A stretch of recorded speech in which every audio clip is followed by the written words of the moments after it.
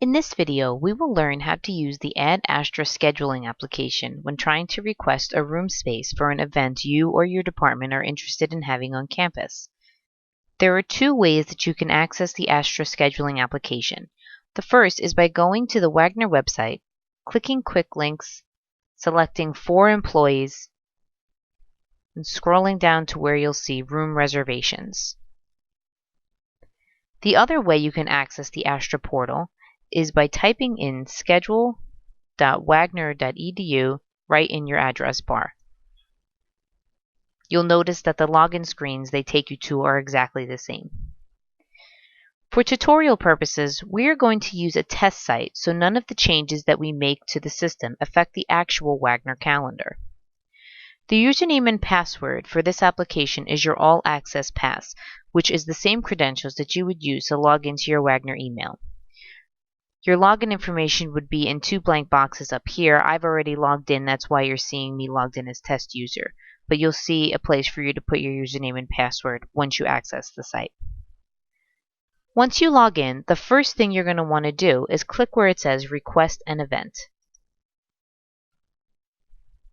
A box will pop up asking you to choose the type of event request form. This all depends on the event that you're requesting. Select the drop-down menu here, and you would choose the first form, Admin Staff and Faculty, for events pertaining to admin staff and faculty, and you would choose the Student Organizations form for events pertaining to student organizations. For this tutorial, we are going to choose the Admin Staff and Faculty form. Click Next. You will be taken to the Event Request form, which is where you'll input all of the information related to your event. So let's put in some of this information. For my department name, I'm going to put in Information Technology, and notice my username and email are already populated in the fields here. I'll put my phone number,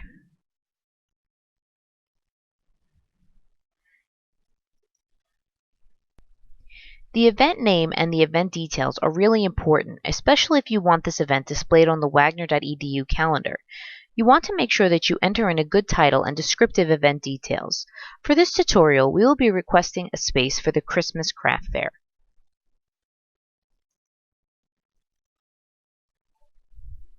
Here in the event details box, I'm going to paste a description that I previously created in the interest of time.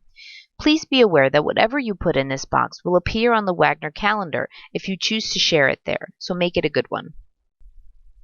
If you're planning on contacting receiving or dining services for this event, make sure you check off these two boxes. In this next section, this is where you would mark off if you want this event to be published on the public events calendar. I'm going to choose to publish this event so I can show you what you need to do. You'll need to choose the web primary category and a web organizer. So from the primary category, the closest thing that this would fall into would be, let's put it as a student event just for now. And the web organizer we'll put as Information Technology since that's my department. The next section here is for event meetings. These are all of the components that make up your event. This could include multiple dates and meet times, or even setup and breakdown times.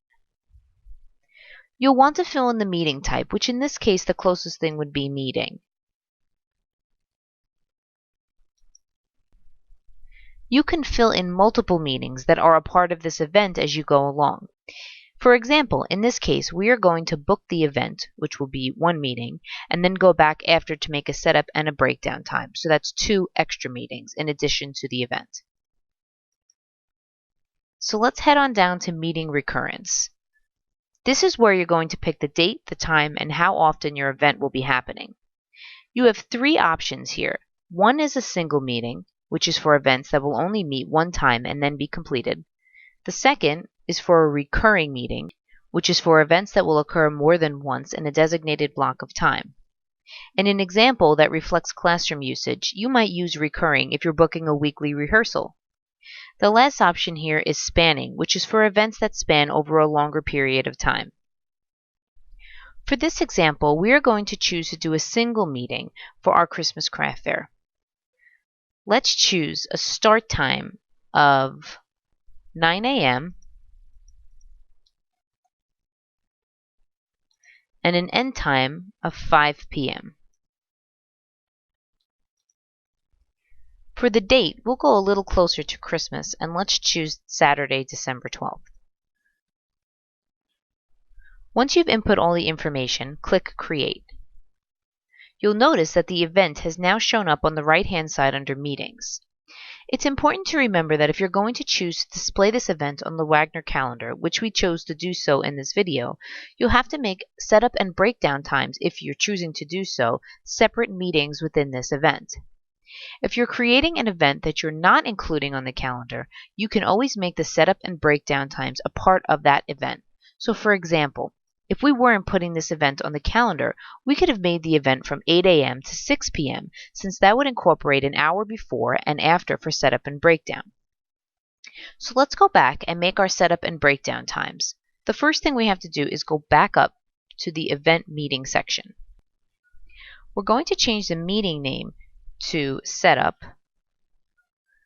and then the meeting type we're going to change to event setup. Once we've done that, we're going to scroll down. We're going to choose the same date of December 12th. And for our start time, since our event starts at 9, we want the setup to be at 8 a.m. And the end time would be 9 a.m., which is the start of the actual event. Once you've set that time, press Create. So let's select December 12th again because it seemed to have just deselected it. And then let's press Create. So now you see that there's a setup time set up on the right-hand side under Meetings for 8 to 9 a.m. And now the last thing we want to do is just set our breakdown time. So under Meetings, we want to name our meeting breakdown. And let's do for meeting type event breakdown. Then we're going to scroll down to the bottom. Since our event ends at 5, we'll do the start time of 5 p.m. and an end time of 6 p.m. Let's make sure that we have the right date selected, which we do. And then we're going to press Create. So now you can see we have 3 separate event meetings within this one event. Just so you can see what it looks like, if an event was going to occur 2 weeks in a row, we could use a recurring event as well. Let's say the Christmas craft fair was going to be held 2 Saturdays in a row. What we would do is click on the Recurring tab, choose a start and end time. So in this case, we chose 9 a.m. to 5 p.m. And then in this case, we'll choose the Weekly tab since it's going to be held 2 weeks in a row. We would select Saturday because we want it to reoccur every week on Saturday, and you would put the date range. So right now, the Christmas craft fair is on December 12th. So we would choose December 12th. And then we would want the end date to be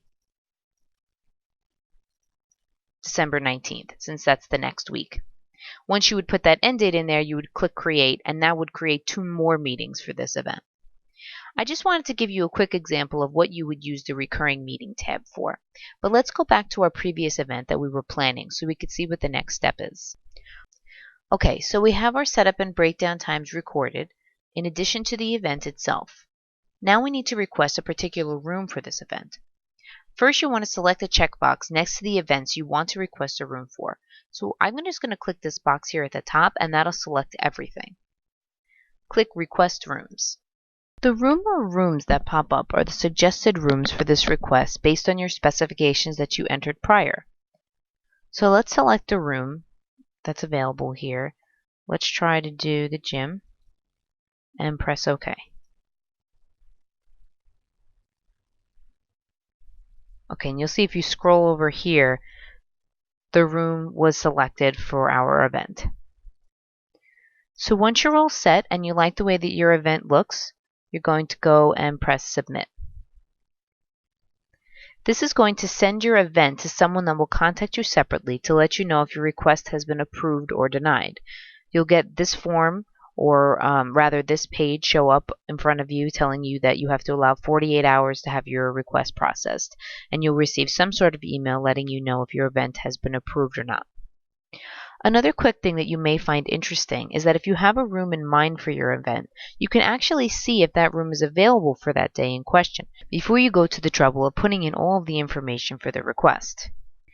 To do this, we could head up to Calendars and then choose Scheduling Grids. The first thing you want to do here before you enter in any information is to make sure that you're viewing the full calendar. So to do that, from the Choose Calendar drop-down menu, make sure you choose Full Calendar. This is going to show you all of the available rooms on campus.